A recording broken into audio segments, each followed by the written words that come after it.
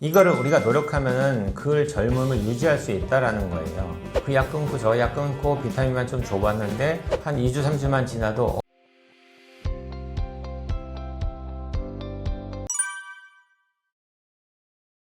제일 먼저 제가 느끼는 거는 저는 혈압 환자 140, 150, 160이 와도 혈압약을 주지 않습니다. 근데 대부분 또 먹고 있는 환자들조차도 저는 될 수 있으면 끊으세요 이렇게 얘기하거든요. 근데 그렇지 않은 일반적인 의사 선생님을 만나시면 혈압약을 주겠죠. 그게 제가 배울 때만 해도 분명하게 차이가 있었어요. 제가 30년 전에 의대를 다닐 때니까 그때만 해도 제가 배웠던 기억에는 환자분이 왔을 때 나이에 플러스 90이 정상혈압이라고 얘기했어요. 그러니까 예를 들어서 50세 분이 왔다. 그러면 이제 90 더하면 140이잖아요. 그럼 140 정도 혈압이 나와도 이런 분들한테 혈압약을 주지 않았습니다. 근데 지금은 우리 혈압 크라이테리아가 120에 80 딱 정해놓고 요거보다 좀 높기 시작하면 고혈압 전 단계라고 얘기하면서 130만 넘어도 막 혈압약을 주려고 해요. 그러니까 그 차이가 엄청 크죠. 그러니까 자연적으로 우리가 살아가면서 혈관은 노화 과정을 거치면서 혈관이 딱딱해질 수밖에 없고 이게 자연스러운 거라는 얘기를 하는데 이게 무조건 좋다라는 건 아닙니다. 우리가 나이가 먹으면서 노화돼서 죽는 거잖아요. 그게 좋다고 얘기하진 않죠.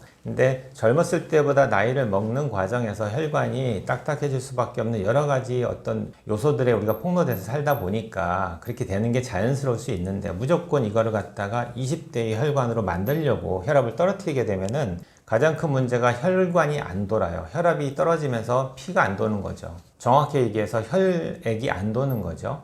혈액이 안 돌기 때문에 혈압을 무조건 떨어뜨려서는 우리 몸의 피지올로지가 안 돌아갑니다. 생리적인 현상들이 안 돌아가다 보니까 대부분의 제가 보는 환자들은 혈압약을 꾸준히 오랫동안 먹는 분들 치고 기운이 좋은 사람 본 적이 없어요. 대부분 다 기력 없어 하시고요. 힘들어 하세요. 그리고 어딘가가 몸이 안 좋으니까 병원 가서 얘기하시잖아요. 그러면 또 선생님들이 이 환자가 자꾸 불평을 하고 아프다고 얘기하니까 또 그거에 맞는 또 다른 약을 주십니다. 그래서 제가 봤던 분들 중에서는 12개 이상을 먹고 오신 분이 있어요. 매일 아침에 일어나시면은 한 주먹씩 비타민도 아닌 약을 먹어요.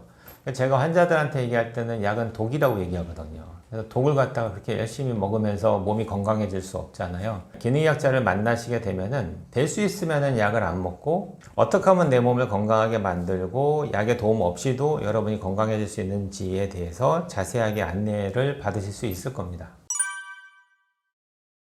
그러니까 그렇게 질문하는 분들도 꽤 많은데 그거는 이제 옳지 않은 판단인데요. 제 말은 그렇게 나이를 먹으면서 혈관이 경화돼서 혈압이 올라가는 게 어떻게 보면 자연스러운 노화 과정인데 이거를 우리가 노력하면은 그 젊음을 유지할 수 있다라는 거예요. 그래서 무조건 혈압을 낮추기 위해서 약을 먹는 것보다 내가 자연스럽게 노력을 통해서 혈압을 낮추는 방법이 있는데 그 방법은 물어보지도 않으시면서 그냥 병원 가면 혈압약을 주니까 혈압약을 통해서만 혈압을 낮추려고 하니까 내 몸이 건강해지지 않는 거죠. 그러니까 약이라는 거는 무조건 나쁘다라는 표현도 좀 안 맞는 게 저도 필요한 환자들한테 약을 준다고 그랬잖아요. 꼭 필요한 환자들한테 쓰기 위해서 만든 게 약이니까. 근데 마치 모든 사람들이 쓸 필요가 없는 모든 사람들조차도 다 써야 되는 것처럼 지금 뭐든지 마케팅 전략이 진행하고 있다 보니까 여러분들이 너무 손쉽게 그냥 우리나라 같이 의료비가 싸고 약제비도 싸다 보니까 병원 가면 무조건 약을 주니까 그냥 먹어야 되는가 보다 하고 먹는데 그렇지 않고 여러분의 노력을 통해서 혈압약을 안 먹어도 되는 몸을 만드셔야죠.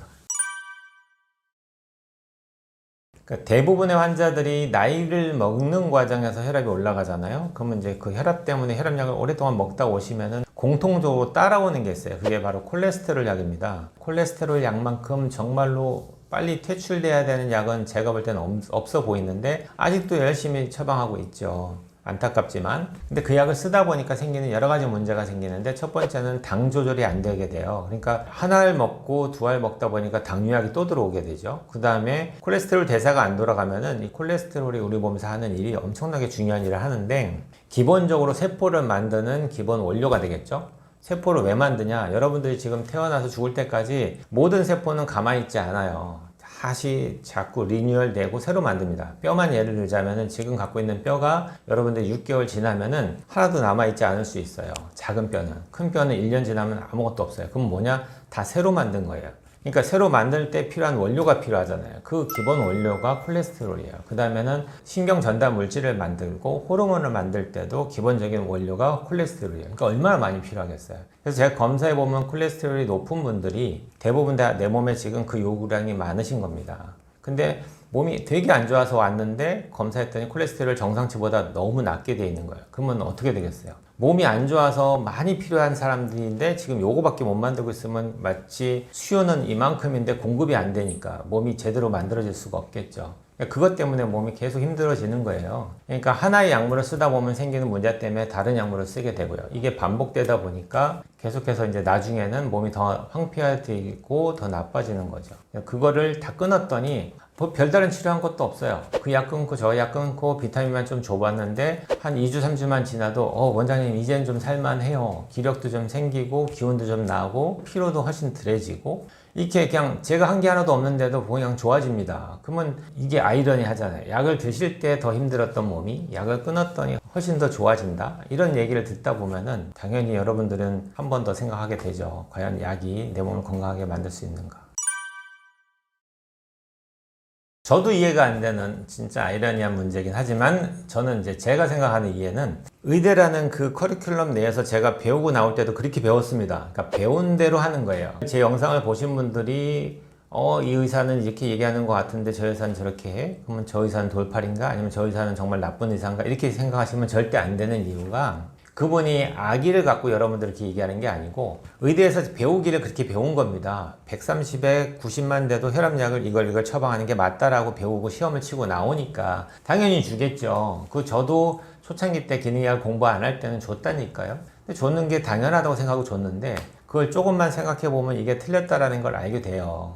제가 항상 드는 비근한 예가 통계만 보셔도 아는데 그 통계라는 게 혈압 때문에 생기는 질환 중에서 대표적인 게 뇌졸중이거든요. 그 뇌졸중에 두 가지가 있어요. 하나는 혈관이 터지는 뇌출혈이 있고요. 하나는 혈관이 막히는 뇌경색이 있어요. 그럼 이 두 질환의 프로테지를 여러분이 통계를 보시면 되잖아요. 이건 들어가서 보시면 나오는 거니까. 근데 뇌출혈이 차지하는 비중은 15%였고요. 뇌경색이 차지하는 비중이 85%예요. 그렇다는 얘기는 훨씬 더 많은 비중이 뇌경색이란 말이에요. 혈관이 좁아지는 거. 근데 문제는 혈관이 터지는 거나 좁아지는 게 완전히 다른 질병이 아니라 스타트는 비슷합니다. 그렇게 가다가 언젠가는 얘가 막히거나 터지겠죠. 근데 만약에 압이 높은 사람을 얘가 피를 잘 돌리기 위해서 관리하고 있는 상태에서 혈압약이 들어가면은 혈압이 줄어들면서 압이 줄어들 거 아니에요. 터질 확률이 높아져요? 막힐 확률이 높아져요? 당연히 막힐 확률이 높아지죠. 근데 아이러니하게도 뇌졸중 환자의 많은 프로테지가 뇌경색이라니까요. 좀 이해가 안 되잖아요. 만약에 프로테지가 바뀌었다. 뇌출혈이 85%고 뇌경색이 15%라면 제가 이해를 하죠. 억셉트 하겠어요.